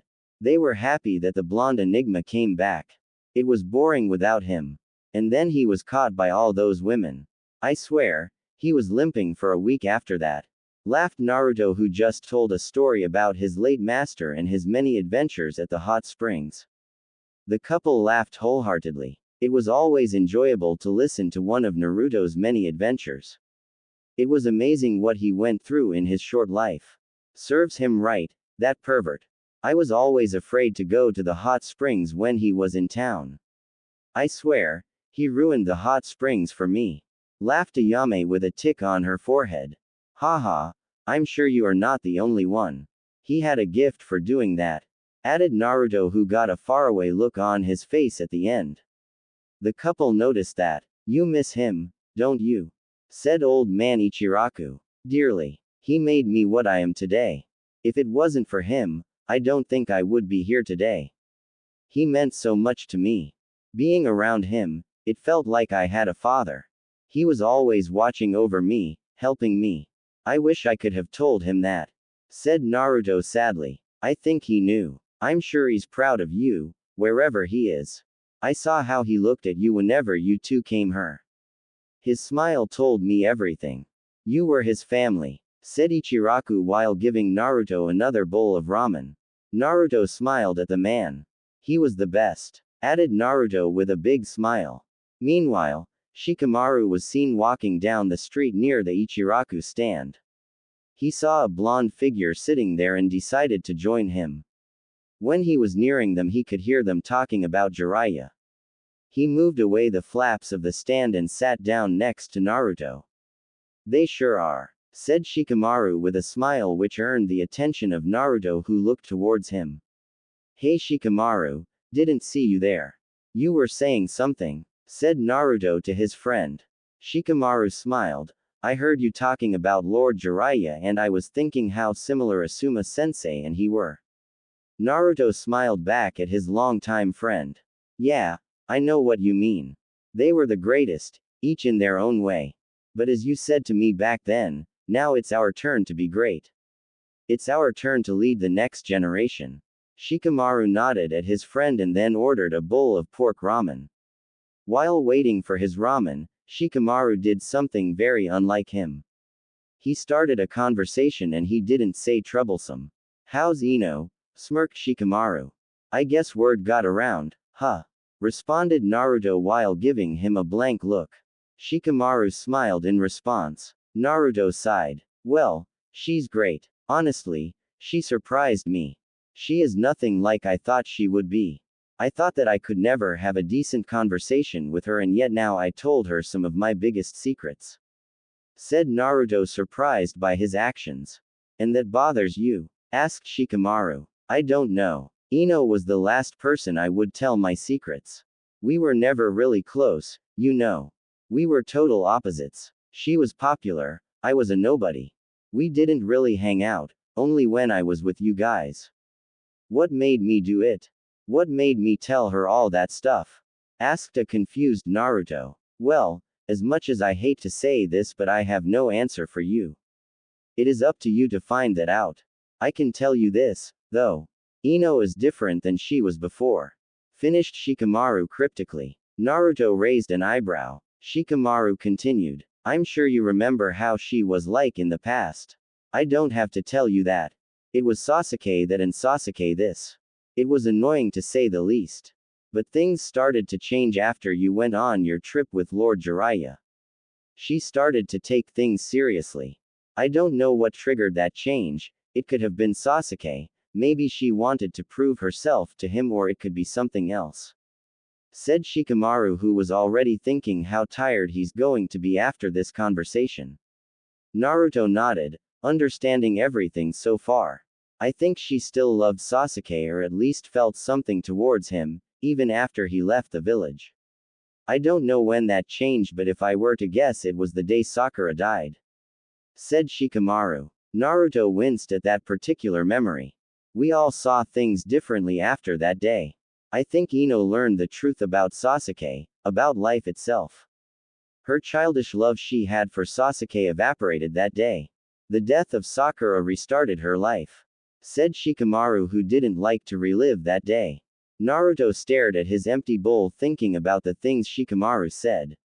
Naruto knew Ino changed. She showed that in the last week they've been going out together. He only wanted to know what triggered the change. He had his theories, and Shikamaru had the same thoughts, but he wanted to hear the answer from Ino herself. "I thought the same as you. I noticed the change in Ino the moment I came back. She acted nothing like before. Imagine my surprise when I come back to my apartment and I find out that Ino was taking care of it for the last 2 years. It blew my mind away. It made me want to find out more about Ino, because this sole action made me reconsider my whole image about her. I wanted to find out what kind of person she really is," stated Naruto. Shikamaru nodded in understanding. "You know what to do now," said Shikamaru with a smile. Naruto nodded. "Yes, thanks for your help. Now enough about me. What's going on between you and Temari? Any juicy news?" winked Naruto. Shikamaru smiled at his friend's antics. "Some things never change." Shikamaru looked around to confirm that they are alone. He reached into his pocket and picked up a small black box. Naruto's breath was caught in his throat. "Is that what I think it is?" asked a shocked Naruto. Shikamaru nodded. "Yes, it's an engagement ring. I've been carrying it around for a while now. I just don't know how to ask her. Every time I want to ask her, I chicken out. I know I want to do this, but I'm afraid to do it," said Shikamaru, not knowing how to approach this subject. "Man, that's a big step. Of course, you are afraid. Who wouldn't be? I would be scared shitless. But you said it yourself, you want to do this, and I know Temari feels the same way. You two were meant for each other, everyone can see that. So, just do what you think feels right and what your heart is telling you. I'm sure everything will turn out fine," advised Naruto to his friend. "Yeah, you are right," said Shikamaru, smiling. "Good. Now, how many people know of this?" asked Naruto. "Just you and Choji. I don't want to tell Ino because she will blabber everything to Temari. You know how she's like. When she starts talking, she never stops," smirked Shikamaru. "Yeah, that sounds like her. Hey, I just realized something. For the last 5 minutes or so you didn't say the word troublesome," remarked Naruto playfully. "Troublesome?" smiled Shikamaru. Naruto laughed and patted his friend on his back. The duo talked for a bit and then went their separate ways. Naruto started walking towards the flower shop, hoping that Ino was there. He entered the shop and saw Ino behind the counter tending to some flour. "Hey Ino, I hope I'm not interrupting something," said Naruto while walking towards her. "Hey, Naruto, or should I say Namikaze? No, just looking out for some flowers. What are you doing here?" "Miss me," replied Ino, who brightened up a bit after Naruto arrived. Naruto laughed at her comment. "You could say that. I was wondering if you would like to go out with me tonight." Ino smiled. This was perfect. She could talk with Naruto about the things she was thinking about. "Sure. I would love to. I finish my shift at 6. You can pick me up at 8. Said Ino happily. "Great. Can't wait," said Naruto. "Do you need some help around the shop?" Ino shook her head. "No, today's a slow day. I already did most of the stuff. I just have to clean the shop before I close it for the day." "Thanks for the offer, though," said Ino. Naruto nodded at her. He picked up her favorite flower and tucked it behind her ear and gave her a small kiss on the cheek and said his goodbye and told her they'll meet up tonight. Ino sighed dreamily. She really loves it when Naruto does these small gestures of affection. She looked at the clock and saw it was still only 4 o'clock. She willed it to go faster but no luck. Meanwhile, Naruto started walking towards the Hokage Tower, wanting to visit his grandma and hopefully annoy her a bit. Can't have her thinking that she can relax and start drinking, thought Naruto while smirking. He jumped on her window, but this time Tsunade was ready and reacted accordingly. She threw her empty bottle of sake but sadly missed. "Damn it. One of these days I won't miss," said Tsunade, annoyed by his antics which he inherited from his perverted master. "Haha, in your dreams, grandma. I'm too good for you, admit it. You're too old to tango with me," grinned Naruto. Tsunade gained a tick mark on her forehead, but she knew she couldn't hit him unless he let her. She sighed. "What do you want, brat? Can't you see I'm busy?" "Ow, come on. Can't I visit my favorite grandma?" pouted Naruto. "I'm your only grandma. Now spill, what are you here for?" responded Tsunade, secretly happy that he called her favorite grandma. "Nothing special, just came to visit you and Shizune. I haven't been here for a few days. Didn't want you to let your guard down. You never know when I'll do something crazy," shined Naruto. "I've got enough paperwork without your crazy actions. But as much as I hate to say it, it's good to see you. What have you been up to? I read an interesting report from one of my Anbu team. Something about a crazy noble trying to kidnap Ino. What was that all about?" asked a genuinely curious Tsunade. She knew what happened from the report she read, but she wanted to hear the whole story from the source. Naruto looked slightly annoyed, clearly not happy about that particular incident. He told her the whole story. About Ruga's vendetta against his mother and father and about his plans for Ino. Tsunade was seething towards the end. If it weren't for Ibiki's therapy sessions, she would have personally involved herself in the re-education of the man. Nobody messes with Uzumaki Kushina and Minato Namikaze and gets away with it. Not on her watch. Man, I would have loved to have seen his face when you were done with him. That would be priceless. But thank God you were there to save the day, again," said Tsunade with emphasis on again. Seriously, this was becoming a regular occurrence. "Yeah, I haven't been angry like that for a long time. When he started insulting mom and dad, I kinda lost it. And when I thought about what he would have done to Ino, I think that pushed me over the edge," said Naruto. Tsunade wondered what was up with Naruto and Ino. He seems very protective of her. "Yeah, about you and Ino. Something I should know, brat?" asked Tsunade. Naruto scratched his cheek and blushed a bit. Tsunade grinned. "Shizune, come in here and bring sake. We've got some celebrating to do," shouted Tsunade. Shizune stumbled into the office holding a bottle of sake in her hands. What happened?" asked Shizune, who for some reason didn't object to bringing sake into the office. "The brat over her finally got a girlfriend," grinned Tsunade. Shizune looked shocked, judging from her face. "Seriously? When did that happen? Who is she?" asked a stunned Shizune. Tsunade decided to answer that. It's Ino. Don't just stand there. Give me my sake. The brat can tell us the story while we drink. Ordered Tsunade. Shizune sighed at her master's behavior, but she will allow it since it is a special occasion. It's not every day Naruto gets a girlfriend. They spend the afternoon talking about Naruto and Ino. When they finished, there were 4 bottles empty lying on the table. 4 of which Tsunade drank herself. Naruto had a few glasses, but the rest was all Shizune. Tsunade was drunk, so Shizune decided to help her home while Naruto went home to prepare for his date with Ino. Later, Naruto knocked on the door of Ino's house and was greeted by Inora, Ino's mom. She invited him in where he could wait for Ino to finish getting ready. Make yourself at home, dear. Ino will be ready in a couple of minutes, said Inora while walking to the kitchen to get some tea and cookies. She came back with a plate of cookies and some green tea and in the company of Ino's father. Inoichi smiled at the young man. He thought he was perfect for his little princess. He proved that time and time again. Inoichi greeted Naruto and Naruto did the same. They all took a seat and talked for a bit.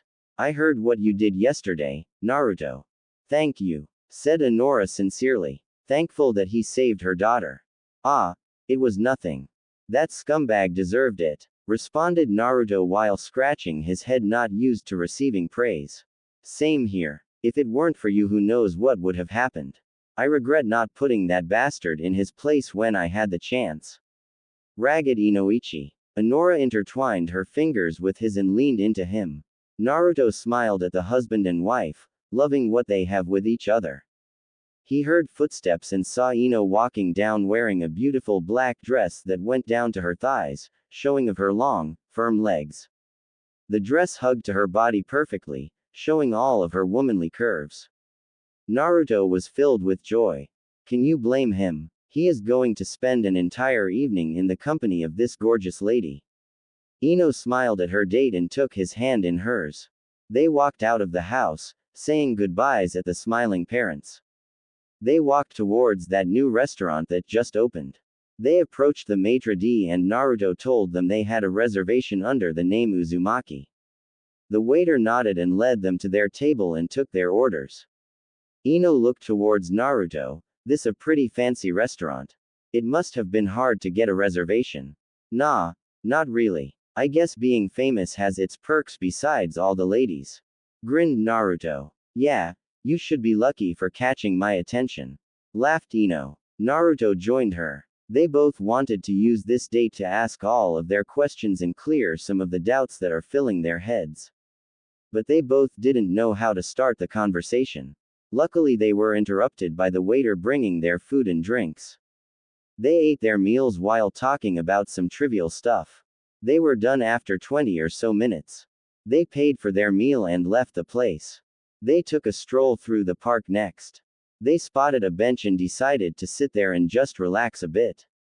Naruto was leaning against the railing of the bench while looking at the stars. Ino was leaning against him while his arm was around her. I guess it's now or never, thought Ino. Naruto, said Ino. Naruto hummed, indicating that he heard her. Do you hate me? Asked Ino shyly while looking down. Naruto looked down, surprised with her question. Of course, I don't hate you. Why would you think that? Remarked Naruto. She sighed, because I deserve it. I was never a good friend to you when you were the best to me. Said Ino sadly, but still holding on to Naruto, not wanting to lose him. Naruto smiled kindly at her, understanding why she thought like that. I could never hate you. We may have never been good friends, but at least you noticed me. That was more than enough for me. As long as you saw me, I was happy. Said Naruto. Why's that enough for you? That is nothing compared to what you did for me. You helped me when Asuma-sensei died. You were there to hold me when I was crying. You inspired me to get stronger, and what did I do when Lord Jiraiya died? Nothing. Absolutely nothing. Sobbed Ino, angry at herself. Naruto lifted her chin so that she could look at him. Hey, that's not true. You did more than enough. You smiled at me after the pain invasion. You gave me a smile, and that was all that I needed. I don't need big words to make me happy. All I need is my friends. And you did that. You were my friend, you fought for me in the war, and that is something I can never repay. Answered Naruto truthfully while giving Ino his true smile. Ino smiled back in return and leaned back against the crook of his neck. Thank you, Naruto. I have no idea what made you who you are now, but I'm grateful for that. Responded Ino while nuzzling further into him. You are welcome, responded Naruto, holding her tightly, keeping her warm. They stayed like that for a few moments until Naruto decided to voice his question. You know, Ino, I wanted to ask you something ever since I came back. Said Naruto, earning Ino's attention. You are nothing like I thought you were. Don't get me wrong, I love spending time with you, but you are so different from what I thought you were like. I mean, you were always chasing after Sasuke. You dedicated most of your time trying to impress him. But now, you are so different. What made you so different? Or did I never know the real you? Asked Naruto, hoping that he didn't offend Ino. Ino smiled sadly. She understood why he asked this question. She did the same thing for the last couple of years. Thank God for Tamari, thought Ino. You know, I was asking myself the same thing lately. After I found out about your parents, I did some thinking. I asked myself if things would have changed if people knew about your heritage, if I knew about your parents. I admit, I was a fangirl back then. I did what the majority of my generation did just to stay popular. But things started to change as I grew up. I started to take my training seriously. Maybe on some level one did it to impress Sasuke if he ever came back, but on the other hand I did it for myself and my friends. I realized that I was weak and I wanted to do something about it. Said Ino while looking at the stars. Naruto was listening intently on what she was saying. This was her moment. Truthfully, I had hoped that Sasuke will return and we would fall in love and all that fairy tale stuff. That's why I didn't want to believe all the stuff I heard about him, joining Akatsuki, attacking the cages and wanting to attack the village. I was blind to the truth. My eyes opened that day, the day I lost my sister. I saw him, I saw Sasuke for who he really was. My dreamy life shattered that day. And I'm thankful for that to some degree. I only wish Sakura didn't have to die for me to realize that. I was such an idiot. Sobbed Ino, tears rolling down her face.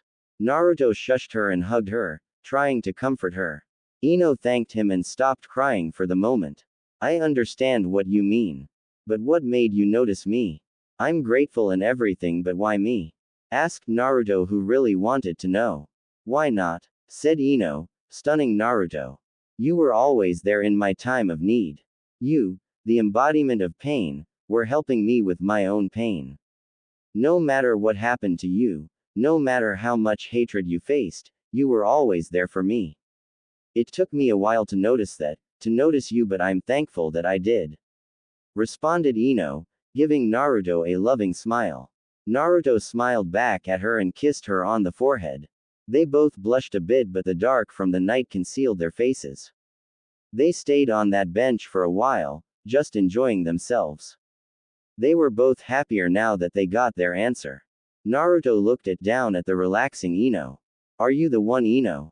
Asked Naruto himself. I guess, it's up to me to find that out, huh? But, I'm looking forward to it. Smiled Naruto. Hey, it's time to go. It's getting late. Don't want you to catch a cold. Said Naruto. Ino nodded a bit disappointingly. She was enjoying herself and the damn clock just had to ruin it. They walked back towards Ino's house, Ino's hand in his. They were happy to be together and they looked forward to get to know each other better and to see where their relationship would go. They stopped in front of Ino's house and looked towards each other, both smiling. I had a good time tonight, Naruto. And thank you again, for everything. Said Ino, moving a bit closer to Naruto. Anytime, Ino, anytime. Responded Naruto, also moving a bit closer to her. Naruto's hands went on Ino's hips and Ino's hands went around Naruto's neck. Their lips met. It was the start of a passionate kissing. They both explored each other's mouth, loving the feeling. Ino moaned a bit, which earned a smile from Naruto. They heard someone clearing their throat, but they didn't let that bother them. They continued kissing each other until they were interrupted again by a much noisier voice from the same owner. The couple looked towards the owner of the voice. Standing there in front of the door with his arms crossed and his eyes closed was Inoichi, none too happy with the situation. "Daddy, can't we have some privacy, geez?" said Ino, annoyed with her father. Naruto smiled at Inoichi, expecting something like this from him, and he can't blame him. If Naruto was in his place, he would have done the same. Ino, realizing that this was it for tonight, turned towards Naruto and gave him another long, loving kiss, which Naruto happily returned. They separated after a few moments and said their goodbyes, promising to see each other tomorrow. Ino went back inside while Inoichi and Naruto stayed outside. Inoichi smiled fatherly and nodded at Naruto. Naruto understood what he meant and said his goodbye. Ino yawned and got up from her bed. It was her day off today from work. She decided to spend some time training her affinity and hopefully make some progress. She's really close to finishing her elemental manipulation. She is working on controlling the flow of water and forming whirlpools. It was tough in the beginning, but with some practice she got the hang of it. Now, she just has to perfect so that it becomes second nature to her. She did her morning routine, shower, brush her teeth, fix her hair and the rest of the womanly stuff. She went down and saw her mother preparing breakfast. She took a whiff of the smell and smiled. "Pancakes!" yelled a delighted Ino. She also saw her father sitting at the table half asleep. She giggled at him. He looked so funny. One hand was on his cheek, supporting his head so that he doesn't fall back asleep. He definitely wasn't a morning person. She took a seat next to her father and slapped him on the face, playfully of course. That definitely woke Inoichi up. The weird thing is that he wasn't angry at Ino for slapping him. He just yawned and stretched his body and waited for breakfast. It must be something of a habit for them, thought the narrator. Honora served the breakfast and took a seat herself. They said their prayers and started to enjoy this delicious meal. Honora, the mother of the gossip queen, wanted to find out some details about last night, so she pestered her daughter for any juicy details. Ino knew her mother wouldn't stop, so she told her what they did last night and the conversation they had. Honora smiled, happy to hear that her daughter is in a wonderful relationship with a guy that appreciates for who she is. That's all she wants, for her daughter to be happy no matter who she dates. Inoichi was thinking the same thing. He may be a little, by little I mean a lot, overprotective at times, but he only wants to see his daughter smiling. As long as Naruto does that, then that's fine by him. Inoichi always taught that Naruto was a great guy. Strong in spirit and in body, and a guy with the greatest heart. The village just didn't give him a chance to prove that, to show his true colors. Yep, he was definitely a good choice. I really think we took a big step yesterday. I mean, we found out a lot about each other. We both had doubts about each other and about this relationship. But after our talk, I really can't wait to see where life takes us. All I know is, being with him really brightens my day. Smiled Ino, finishing her recollection of last night. That's lovely, dear. I'm happy for you. Remember, if you need help with anything, don't be afraid to ask for some help. Just avoid your father. He can be an idiot sometimes. Smirked Honora. Ino laughed at her mother's teasing. Hey, I'll have you know, my friends tell me I'm a great listener and I give good advice. Returned Inoichi, who was offended by his wife's statement. They say that because they are drunk and don't know what they are saying. Responded Honora with a teasing grin. Inoichi turned away and pouted. It's always like this. He always gets picked on by his wife and daughter. Honora smiled at her husband and proceeded to hug him from behind and whispered something in his ear. Inoichi blushed at her words, definitely liking the sound of that. Ino caught that blush on her father's face and knew what they were talking about. She blushed a bit and shook her head while sighing. She excused herself and left the two lovebirds alone. Seriously, they sometimes act like they are 20 years old again. thought Ino. Ino put on all of her ninja gear and turned her gaze towards the direction of her training ground. She arrived there a couple of minutes later, but the training ground was already occupied by no other than her blonde idiot. The sight was majestic. Why, you ask? Well, for one, Naruto was shirtless. 2. He had the body of a god. 3. Ino was having fantasies while watching him. I think there was a bit of saliva dripping from her mouth. Naruto smirked. He was hoping that Ino will come this morning. This way he could spend some time together after last night. Last night really cleared a lot of things for him. He still wasn't completely satisfied, but he will get the answers eventually. Right now, this was more than enough for him. She was honest with him and he appreciated that. She is trying to change her life and he respects that. In his opinion, she's already a different person. A person he actually really likes and enjoys hanging out with.